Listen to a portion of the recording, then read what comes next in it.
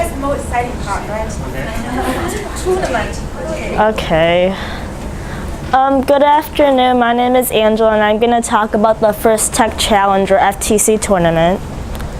To start off, I'm going to talk about the tournament areas. Once you walk into an event, the first place you'll need to go is registration. And it sounds pretty obvious. This is where you're going to check in your team into the event.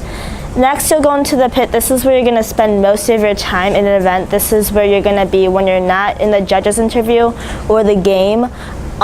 They also have several practice fields in the pit, and they'll give you tables where you can set up your supplies and your poster boards.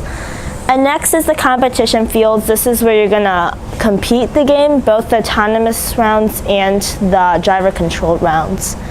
And fourth is the judges interview room. Obviously, this is where you're gonna do your interview with the judges. You're gonna do this in the morning before the game even starts. And finally is the robot inspection. This area is located in the pit, and this is where they will test and check your robots just to make sure it meets the safety and size requirements. Okay. So how to keep your team organized during the tournament. So the tournament's going to be quite loud and very hectic, so you don't want just one team member doing all the work because it's easy to forget something. So every person on your team should be assigned an amount of tasks. So there's no such thing as too much practice. So what I mean by that is the drive team should always be practicing whenever they have the spare time in the practice fields, because like anything could happen, so you want to be prepared for everything. Always know what time your team is going.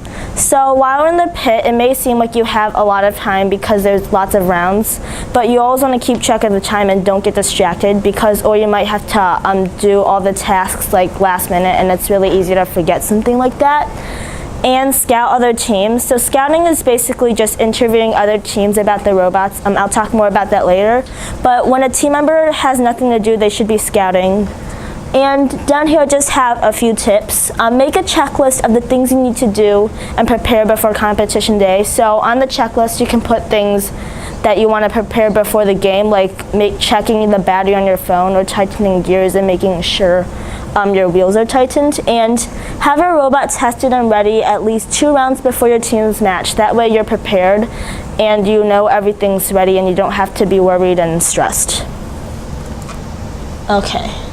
So now that I've briefly talked about the tournament, I'm going to go in more details, and I'm going to talk about the game first. So you have 2 minutes and 30 seconds for your robot to complete tasks and score points. There will be 30 seconds of the autonomous round where your robot's going to run in a program, 90 seconds of normal driver controlled round, and then there's 30 seconds for the end game. For each round there are 2 alliances, the red team and the blue team, and each team has 2 teams on it. And you'll have a different alliance for each round and a different color team for each round. And each team gets to play 5 rounds during the qualifications to try to qualify for the finals.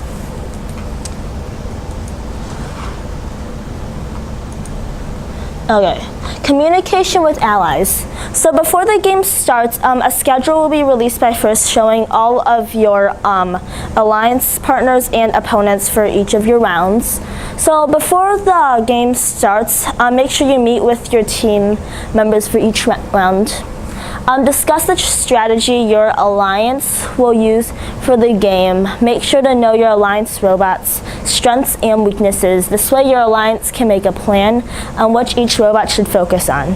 So for example, during one of our games in a Velocity Vortex, we chose an alliance that could lift the capital because that was something we couldn't do. And they chose us because we had a pretty impressive autonomous round. So together we were able to score the most points. And meet up with your alliance again to reconfirm your plan just before the game starts, just to make sure that everybody knows your strategy and plan. Okay, so scouting is when you interview other teams and ask questions about their robot's abilities. Scouting is mostly used for the final rounds when the top 4 teams get to choose their alliances, and they'll want to choose a robot that can help them score the most points.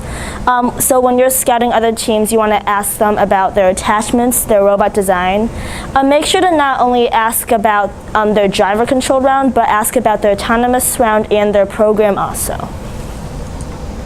Okay.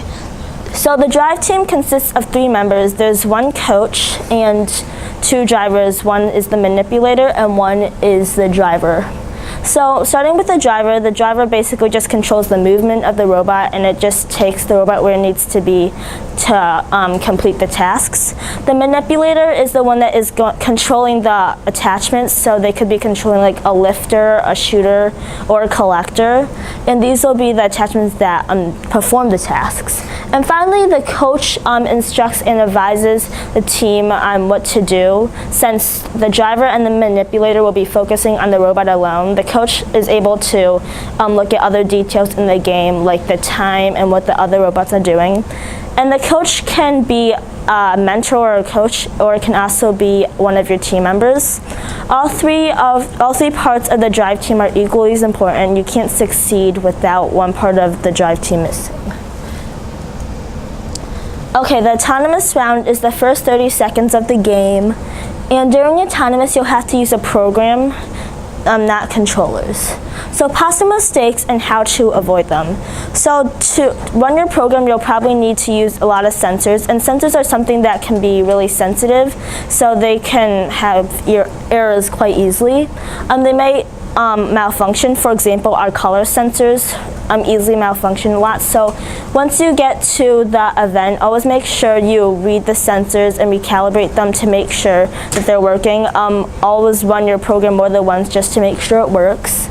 Make sure to place your robot in the correct spot for the correct starting spot, because position is very important, and just placing your robot like an inch off can really mess up your program. So here are just some tips. Test your program several times on the practice fields. You always want to be prepared. So you don't want to just test your program once, because there still might be mistakes. And make more than one program to prepare for all scenarios. So what I mean by that is, if you're at a competition and your alliance's program is only programmed to move the cat ball, so you want to be prepared and have a program to shoot the particles or push the beacons also.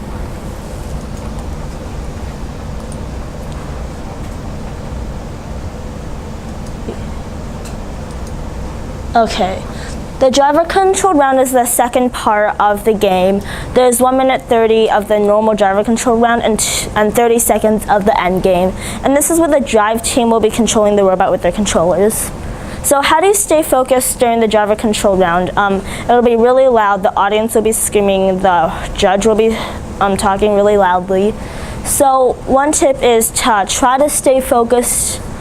Try not to think about what other teams think of you. So you don't want to be like, oh, they're really bad. Just focus on what your team can do, so you don't have to worry about like pressure from other people.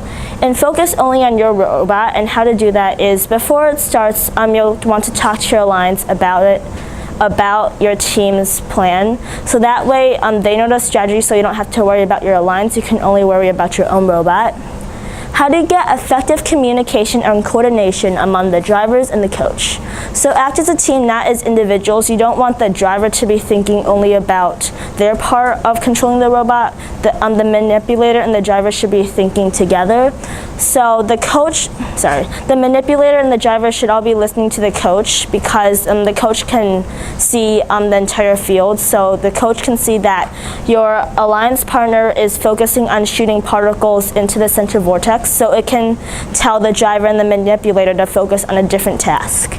And practice, so for good coordination, you just have to keep on practicing. So during meetings, the drive team should always practice a lot, so it seems like second nature when they are on the game.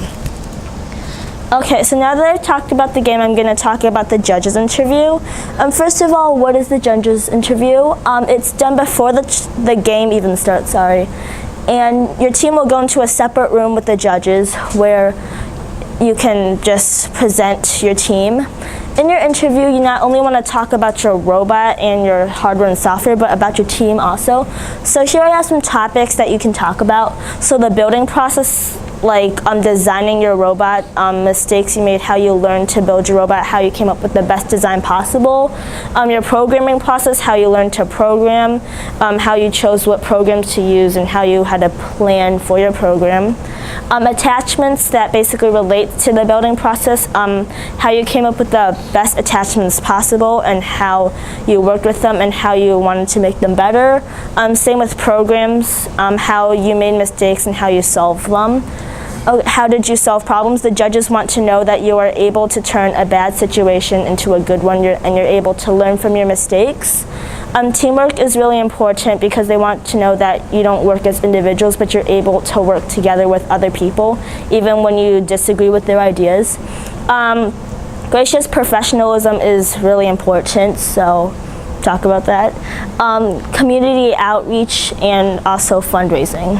So why is the judges interview necessary? So the FTC game can only show your team's hardware and software skills, but that's not what FTC is about, so that's why we need the judges interview.